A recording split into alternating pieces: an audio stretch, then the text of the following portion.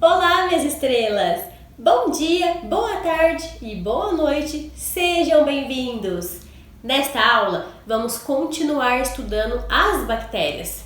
Se liguem nessa! Nós somos seres pluricelulares. Temos aproximadamente 10 trilhões de células no nosso corpo, mas elas perdem em quantidade para as bactérias, que correspondem 3 vezes o número de nossas células. Isto só no intestino. Como surgem tantas bactérias? Meu nome é Aline, sou professora de biologia. Vamos descobrir juntos?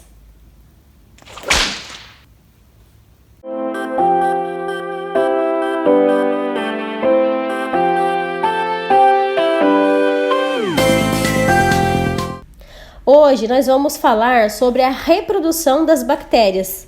Mas antes, vamos relembrar o que é reprodução assexuada. Os indivíduos que surgem por reprodução assexuada são geneticamente idênticos entre si, formando o que se chama clone, ou seja, um único indivíduo dá origem a outros indivíduos sem a troca do material genético. Bom, as bactérias se reproduzem basicamente por um processo chamado de divisão binária, cisparidade ou bipartição. Binário expressa o fato de duas células originarem-se a partir de uma. Como assim, professora? Seguinte, temos uma única célula linda e poderosa, com todas as suas estruturas, até que ela começa a crescer em volume, se alongar e com isso seu metabolismo já não consegue trabalhar muito bem. Então, o DNA bacteriano se fixa à parede celular e é duplicado, indo cada novo material genético para a extremidade da célula. Após, ocorre uma invaginação da membrana plasmática e da parede celular, de direções opostas. E, na sequência, a célula se duplica, originando duas células filhas, que mais tarde vão se duplicar novamente em 4, 8, 16 bactérias e assim por diante. Mas o que é importante a gente saber desse processo? O lado bom é que essa reprodução é simples e rápida. Lembra que eu disse que temos muito mais bactérias no nosso corpo do que células? E isso é porque elas se reproduzem muito rápido. Estima-se que em condições favoráveis, como uma temperatura adequada e fonte de nutrientes, a cada meia hora as bactérias finalizam uma divisão e logo após várias outras, gerando milhares de bactérias em 24 horas. Esse vídeo mostra a divisão exponencial das bactérias, muitas em pouco tempo. Por isso ocorrem as infecções generalizadas se não tratadas. O lado ruim é que não ocorre a variabilidade genética por conta de ser uma reprodução assexuada. Como já disse, não tem a troca do material genético. Então você pode se perguntar, como uma bactéria aumenta a sua variabilidade genética? As bactérias podem aumentar a sua variabilidade genética de duas formas. Por mutação, então a mutação é um erro que acontece na divisão celular em qualquer organismo vivo. E quando isso acontece, surgem as variabilidades entre as bactérias. Além da mutação, a recombinação genética também promove a variabilidade genética. Alguns professores e livros didáticos dizem que as bactérias fazem reprodução sexuada, mas não fazem. O que ocorre é a transferência do material genético para outra bactéria horizontalmente. Esse processo chama-se transferência horizontal ou variabilidade horizontal. Explica melhor, professora. Gurizada, prestem atenção.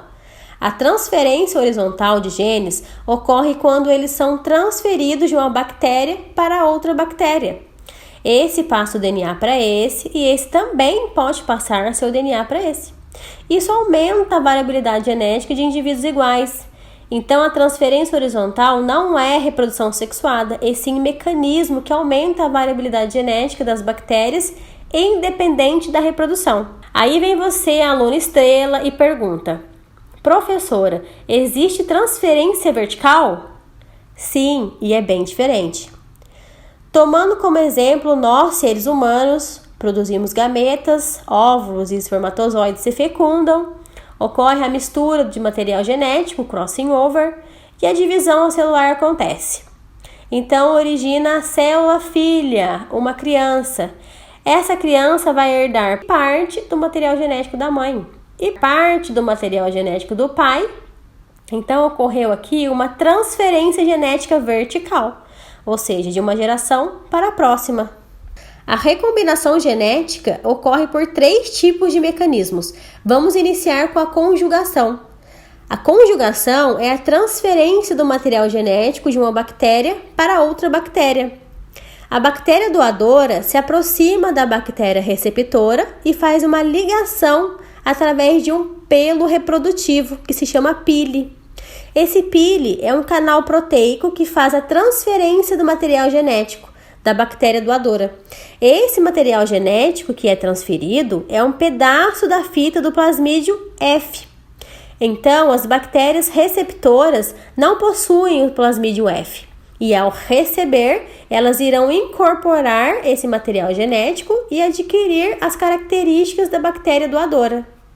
Transformação. Vimos que as bactérias se reproduzem rapidamente e a sua morte também é frequente. A transformação são bactérias que podem incorporar o material genético de bactérias mortas.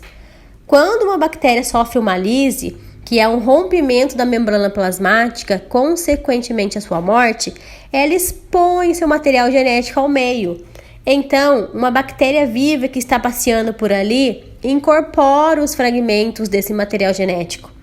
Nem todas as bactérias conseguem fazer essa absorção. As que conseguem fazer se chamam bactérias competentes.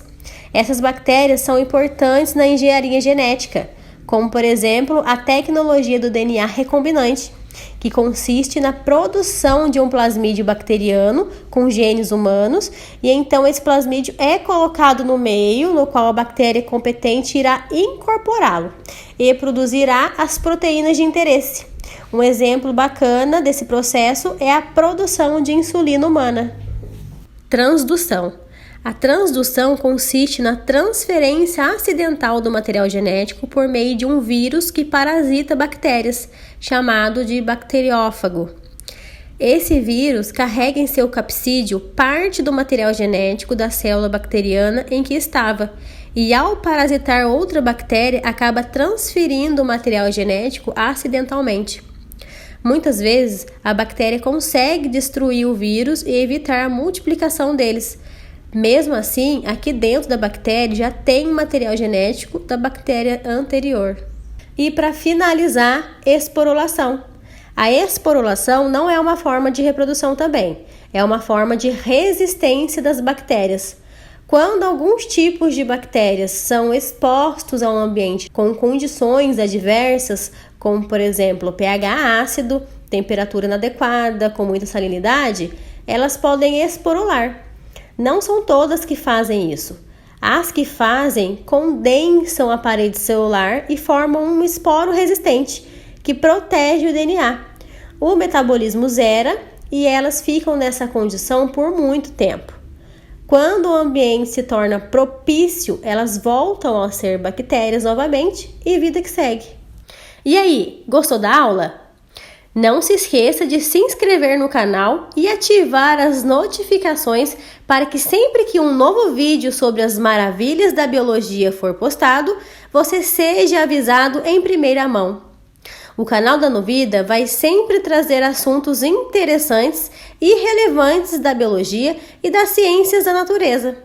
Enquanto isso, você pode aproveitar para ver os vídeos já disponíveis no canal.